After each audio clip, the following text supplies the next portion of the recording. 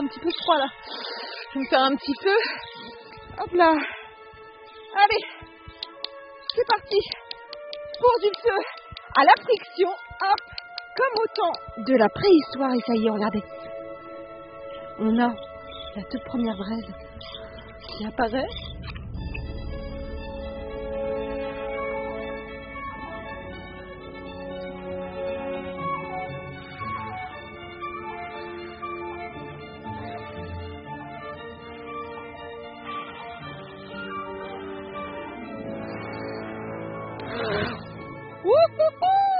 Regardez, j'ai fait mon feu exactement comme au temps de la préhistoire. J'ai utilisé uniquement des silex, c'est la technique de la percussion. Toi, tu utilises une autre technique? J'utilise la technique de la friction. Donc je viens frotter mon bois pour pouvoir avoir des étincelles. Avec un arc, et pareil, on obtient l'étincelle, on enflamme par exemple ce bout de cuir. Moi, j'ai enflammé, qu'est-ce que c'était ce petit morceau? Ça, c'est de l'amadou. C'est un champignon qui pousse sur les arbres. D'accord, eh bien, c'est très inflammable, mais toi, tu arrives à le faire en 2 secondes ton feu. Moi, j'y ai passé du temps. Ça demande une certaine technique et un certain apprentissage, effectivement. Et ces apprentissages, eh bien, c'est exactement ce qu'on vous apprend ici, à l'archéosite de la Haute-Île. Vous êtes 10 000 ans en arrière pour vivre comme un vrai homme préhistorique. Je quitte donc ma hutte mésolithique pour tester les autres ateliers préhistoriques. Alors évidemment, à la préhistoire, on chasse pour se nourrir. Je suis armée de mon arc, de mon carquois et de mes flèches et c'est parti. Ah bah tiens, des animaux qu'on croise à cette époque-là, eh bien on a des marcassins, n'est-ce pas? Oui, tout à fait, Ariane. On trouve des marcassins, des sangliers évidemment. On trouve également des renards, des castors, puisqu'on est proche d'une rivière. On trouve des aurochs, des chats sauvages. Attends, parce que je me fais dévorer par les moustiques. Il y en avait beaucoup aussi? On trouve aussi des moustiques, sans doute. On est proche d'une rivière, là, c'est terrible. Et là, tu as des bois de cerfs, n'est-ce pas? Oui, c'est ça, ce sont des bois de cerfs. Alors, les cerfs les perdent, hein, ça sont des bois de chute. Donc si tu les prends, tu vois que c'est assez lourd. Ouais. Et en fait, on s'en sert pour faire des outils. Les silex, on s'en sert aussi pour faire des outils. Et si tu prends tes flèches, tu verras que la pointe de tes flèches, c'est une toute petite pointe en silex.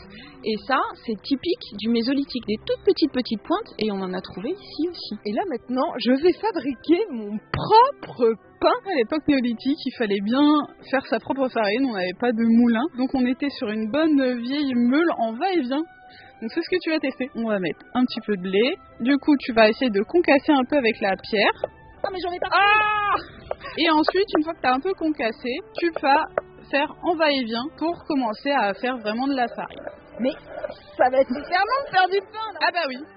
C'est pour ça qu'en fait, on n'a pas du pain comme des grosses meules de pain. On est plutôt sur de la petite galette. Alors nous ici, voilà, c'est ce qu'on va faire. C'est de la petite galette comme ça. Alors là, elle est carbonisée. C'est l'aspect. Non. Alors ceux-là, ils sont carbonisés. Attends, tu galères 3 heures pour moudre ta farine pour avoir ça? Non, là, c'est qu'on les a carbonisés parce qu'en fait, c'est ce que les archéologues vont retrouver. Mais regarde, ça fonctionne, hein, quand même. J'ai une bonne petite bien. poudre. Mais en fait, tout était très sportif. Faire du feu, faire du pain. En fait, ils n'avaient pas besoin de faire de sport à l'époque. Non, ils devaient avoir des bras comme ça, quoi. Maintenant, on va rajouter de l'eau. Et puis tu vas pouvoir patouiller un peu. Maintenant, tu vas la prendre et tu vas en faire une boule et tu vas l'étaler un peu. Et puis on va la mettre dans le feu. Là, une fois encore, nous avons un four traditionnel en torchis. Et là, on doit laisser cuire combien de temps? 10-15 minutes avec un bon feu. Mais attends, pour une famille de 5 personnes, par exemple, t'imagines le temps qu'il faut attendre pour manger? Un peu beaucoup. Allez, les 15 minutes sont passées, voyons voir à quoi ressemble ma bonne victuaille. Oula, ça n'a pas l'air très appétissant, mais enfin bon, je m'y essaye. Bon appétit. Ça a l'air un peu dur, quoi, on dirait un bout de caillou.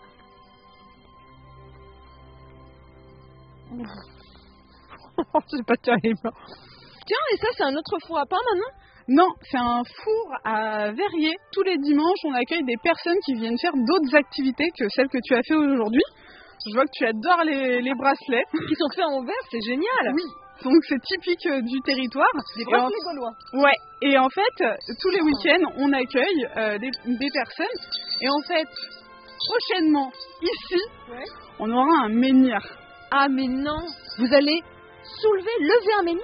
Tout à fait, le 29 septembre, ici, on accueillera du coup quelqu'un qui va faire venir un menhir de Bretagne. le faire lever avec le public. Il faut au moins 40 adultes. C'est toute une structure en bois qui va être montée par la personne et puis après ça va être des cordages qui vont être tirés par le public. C'est un bouclier gaulois, c'est quand même sacrément lourd à porter. Et sa particularité, c'est cette partie-là. Qu'est-ce que c'est? C'est une partie métallique qu'on appelle le umbo. Ça protège la partie centrale du bouclier. Donc comme ça, ta main est protégée. S'il y a des coups qui percent le bois, ta main est intacte. Allez, c'est nouvel atelier. Cette fois-ci, nous allons faire un peu de poterie avec cette argile, c'est ça? C'est ça, c'est de l'argile. Donc c'est simplement de la terre qui est mélangée à de l'eau et puis quelques autres petits ingrédients qu'on va modeler. Ensuite, on va la faire sécher. Ensuite, on la fera cuire. Et tu vas obtenir un joli pot comme ça. En fait, la céramique est inventée au néolithique. C'est à ce moment-là qu'on commence à façonner des objets, des récipients, plus exactement, avec cette terre et qu'on la fait cuire de manière à pouvoir stocker, à pouvoir cuisiner. En fait, c'est comme notre vaisselle aujourd'hui. C'est exactement la même chose. On a encore des assiettes en céramique. Et là, on en a retrouvé beaucoup de vestiges de ces poteries. Ici, on en a retrouvé. Ouais. On a retrouvé des tessons, c'est-à-dire des morceaux, on ne retrouve pas les pots complets. On a retrouvé des tessons qui correspondent à ces gros pots, à celui-là aussi. Alors là, nous avons la très très grande chance d'être face à une maison qui date de plus de 6000 ans. Ça une vraie reproduction à l'identique. Oui, tout à fait. C'est une maison néolithique qu'on a reconstituée d'après des vestiges qui ont été découverts à une trentaine de kilomètres d'ici, le long de la Marne, dans un village qui s'appelle Vignoli. Donc, on s'est dit qu'on allait reconstituer cette maison. L'idée, c'était de pouvoir présenter dans quel type de maison vivaient les gens qui habitaient ici il y a à peu près 6000 ans. Peut-être qu'il y avait effectivement un plancher comme un étage pour, par exemple, stocker le blé, des choses comme ça. Mais effectivement, il y avait beaucoup de gens qui habitaient dedans. Mais combien? C'était quoi? Une trentaine, quarantaine de personnes? Non, peut-être pas. Une famille élargie éventuellement. Mais pourquoi appelle-t-on cette habitation maison danubienne? Parce que le néolithique se diffuse le long du Danube, via les rivières, jusque à la Seine et à la Marne, jusqu'ici. Et ce type d'habitation est inventé là-bas en Hongrie et se diffuse jusqu'ici avec l'agriculture. Mais qui a effectué cette reproduction? Alors, ce sont des jeunes en réinsertion professionnelle qui l'ont reconstruite et ça a pris un petit peu moins d'1 an. Au fond, là, on a du chaume. Eh bien, ce sont des chaumiers qui l'ont réalisé et on vient de faire rénover ce chaume puisque ça fait quelques années que la maison existe déjà. On a mis plus de 2 ans à trouver un chaumier qui vienne rénover notre chaume. Ça ne doit pas courir les rues, ça, quand même. Spontanément, les gens ne font pas faire leur château en chaume. Eh bien si, justement. C'est bien ça le problème, c'est parce qu'il y a beaucoup de gens qui font du temps en chaume mais pas assez de chaumiers. Tu vois, ces murs Ariane, ils sont en terre, ce qu'on appelle du torchis. En fait, c'est de la terre crue. C'est-à-dire que s'il pleut, ces murs vont s'abîmer et vont fondre, donc il faut les rénover régulièrement. C'est l'enfer en cas de tempête ici, t'as ton mur qui était en train de dormir et hop, t'as ton mur qui se dérobe sous ta tête et qui fond. On construit encore beaucoup aujourd'hui en torchis, notamment en Afrique du Nord par exemple. Et puis c'est un matériau qui est éco-compatible et qui a des très bonnes propriétés thermiques. Donc ça revient aussi un petit peu à la mode, comme le chaume. D'accord, donc là tu conserves ta chaleur, si t'as le feu à l'intérieur, et ça va bien le conserver. Et ça isole aussi beaucoup de la chaleur. C'est-à-dire que quand tu viens ici en été, tu t'assois au pied de notre mur, et il fait bon. Alors au sein de l'archéosite de la Haute-Île, on a différentes expositions photographiques également, et notamment de ce qu'on a trouvé lors des dernières fouilles archéologiques ici. Tout à fait, on a différents fouilles qui ont été réalisées sur le parc. On a trouvé ici une sépulture mésolithique, donc qui date de la période du campement. Là, on a des morceaux de silex taillés, comme tu as pu en voir tout à l'heure. Ici, on a retrouvé un passage à guet pour le coup de l'époque romaine. Il faut imaginer que cette zone, à l'époque romaine notamment, elle était en eau et du coup, ils ont aménagé un passage avec des pierres. On a d'autres clichés comme derrière moi qui proposent de découvrir tous les sites archéologiques qui ont été fouillés en Seine-Saint-Denis. Oui, tu vois ici un site fouillé à Bobigny, donc ce sont des terrains de foot qui ont été fouillés. On voit la tour de l'illustration qui est caractéristique de Bobigny. C'est une installation gauloise, puis une installation romaine que nos collègues archéologues ont mise au jour. Ce squelette que tu vois là et là derrière toi, eh bien c'est tout simplement un homme qui a été jeté à côté d'un puits. Comme ça. Exactement, donc on ne sait pas qui c'est, on ne sait pas pourquoi il a été vraqué comme ça, mais il n'a pas été enterré, ça c'est sûr.